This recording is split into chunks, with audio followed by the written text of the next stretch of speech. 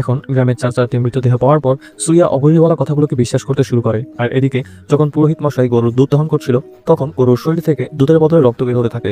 এটা দেখে পুরোহিত মশাই একদমই চমকে যায় আর চিন্তায় পড়ে যায়। ঠিক তখনই সুরিয়া পুরোহিতের কাছে আসে এবং বলে অবরী সেদিন সত্যি কথাই বলেছিল। তখন পুরোহিত বলে যদি অবরীর কথা সত্য হয় তাহলে গ্রামে 4টা লাশ পাওয়া যেত, অথচ গ্রামে তো মাত্র 3টা লাশই পাওয়া গেছে। তখন সুরিয়া পুরোহিতকে জানায় যে চতুর্থ মৃত্যু সেদিনই হয়ে গিয়েছিল যেদিন গ্রামে অষ্টাধিক বন্ধন লাগানো হয়েছিল।